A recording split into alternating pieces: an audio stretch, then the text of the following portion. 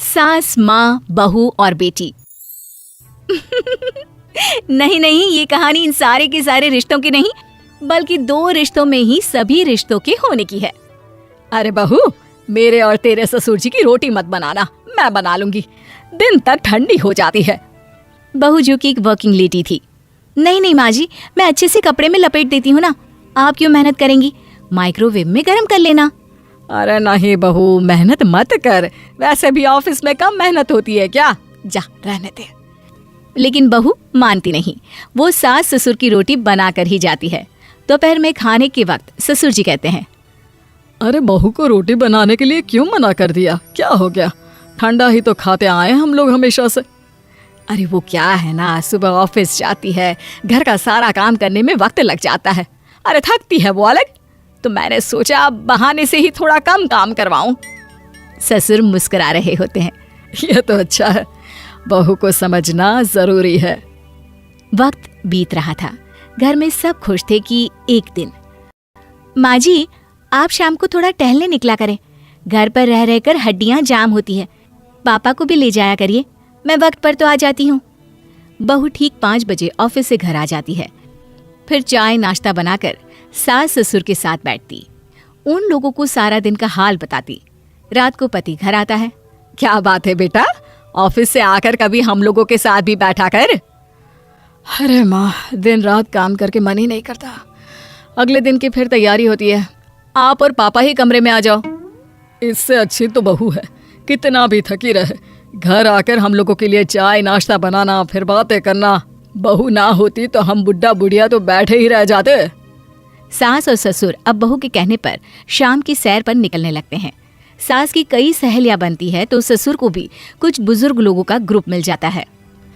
कैसा रहा सहेलियों के साथ शाम का वक्त? हम लोगों ने तो भाई खूब योगा किया। अरे हम लोगों को गप्पों से फुर्सत ही नहीं होती। वैसे मिसेस मल्होत्रा आज बहू के बारे में कुछ बोल रही थी। तभी वहाँ ऑफिस से बहू आ जाती है जो जींस और टॉप में होती है। क्या बात है माँ, क्या कह रही थी आपकी सहेली आपकी बहू के लिए? सास इस बार बहू को कुछ अलग तरीके से देखती है और उल्टा सवाल ही दाग देती है। क्या कह रही थी वो हटा, ये बता, तेरे ऑफिस में तो मर्द भी काम करते होंगे ना? बहू जो अब तक मजाक कर रही थी वो सीरियस हो जाती है। मर्द होंगे नहीं माँ जी, मर्द ही ज्यादा हैं, हम 5 ही लड़कियां हैं ऑफिस में। अरे तो अच्छा लगता है क्या ऐसे कपड़े पहनती हो? कल से तुम ना साड़ी पहनकर ऑफिस जाना, और हाँ शाम का नाश्ता थोड़ा जल्दी बनाया करो, नाश्ता बनाकर बाद में ही ऑफिस के कपड़े चेंज करने जाना। बहू को समझ में नहीं आता कि सास को हो क्या क्या है, लेकिन वो कुछ नहीं कहती, सीधे किचन में जाकर चाय नाश्ता बनाती है और सास ससुर को दे देती है। अगले रोज बहू ऑफिस के लिए तैयार होती है तो खूब सुंदर सी साड़ी पहनती है और ऑफिस के लिए निकलने से पहले सास और ससुर के पैर छूती है और निकल जाती है। क्या बात है, आज मेधा के ऑफिस में लग रहा है कोई फंक्शन है। अच्छा, पता नहीं, मुझे तो बताया नहीं, वैसे तो सारी बात करती रहती है। अरे देखा नहीं कैसे साड़ी पहनकर जा रही थी? अरे वो तो मैंने ही बोला है उसे। अरे अच्छा लगता है क्या रोज रोज ऐसे सूट या जींस में जाना? बहू हो, बहू बनकर रहो, और आप भी ना मेधा मेधा मत किया करिए, बहू बोला करिए, सर पर चढ़ जाएगी तो दिक्कत हो जाएगी। सास अब बहू को बहू जैसा रखने लगती है, हर बात पर रोका टोकी, हर बात पर ताने। क्या बात है, आजकल लेट आ रही हो ऑफिस से? अरे चाय के लिए भी देर हो जाती है, हम लोग फिर पार्क में भी देर से पहुंचते हैं। सभी की बहुएं वक्त से चाय नाश्ता करा देती है अपने सास ससुर को, बस एक तू ही है जो उस वक्त ऑफिस से निकलती है। माँ जी, वो एक रास्ता पुलिस वालों ने न जाने क्यों बंद कर रखा है, जिसके कारण ट्रैफिक ज्यादा हो जाता है। मैं कोशिश करूंगी कल वक्त से पहले निकल जाऊं। ससुर देख रहे होते हैं कि बहू अब परेशान सी रहने लगी है। एक रोज, मेधा, बेटी मेधा। जी पिताजी। बेटा देख जरा कौन सी टी शर्ट अच्छी लग रही है। वो क्या है ना, शाम को सब बदल बदल कर टी शर्ट पहनता है, मैं भी सोच रहा हूँ कि आज कुछ अच्छा सा पहन कर जाऊं। हाँ पिताजी, ये सही है, ये लाल वाली ना बहुत जचेगी आप पर, मेरे पापा पर भी डार्क रंग बहुत जचता है। क्या चल रहा है? अरे ससुर के सामने घूंघट तो छोड़ो, ऊपर से रंग बताया जा रहा है टी शर्ट का। अरे बहू, कोई संस्कार दिए नहीं है क्या तेरी माँ ने? बहू इस बार बहुत निराश हो जाती है, वो वहां से तुरंत अपने कमरे में चली जाती है। अब बहू घर का सारा काम करती, ऑफिस जाती, लेकिन साड़ी और सर पर पल्ला लेकर। एक बार पड़ोसन उनके घर आती है। वाह सुमित्रा बहन, बहू का तो रूप ही बदल दिया। ठीक किया, बहू बहू जैसी ही अच्छी लगती है। अच्छा चलती हूँ मैं। पड़ोसन के जाने के बाद सास बड़ी अकड़ के साथ कहती है, देखा मेरा कमाल, कैसे मैंने मेधा बहू को कंट्रोल में कर लिया। अब बारी ससुर के बोलने की थी। हाँ सुमित्रा, बिल्कुल ये काम तो किया है तुमने, लेकिन कभी सोचा क्या खो दिया? क्या खो दिया? मैंने तो कुछ नहीं खोया जी।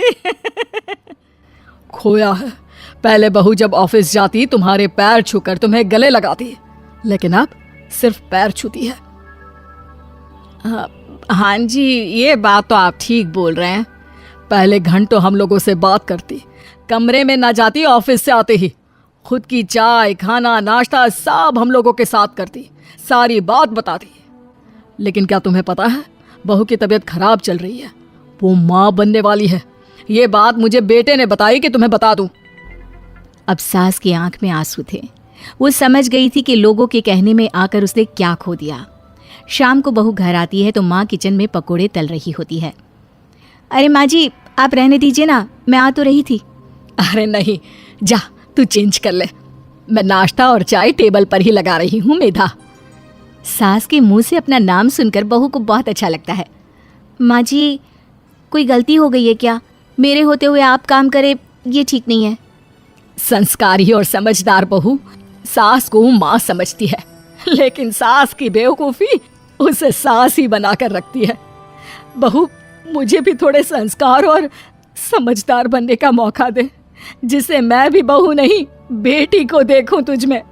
और हाँ, मेरा होने वाला पोता क्या कहेगा कि दादी ने तो मेरी माँ को बहुत परेशान किया। बहू सास को गले लगा लेती है। नहीं माँ जी, वो कहेगा कि माँ को तो दादी ने बेटी बनाकर रखा है।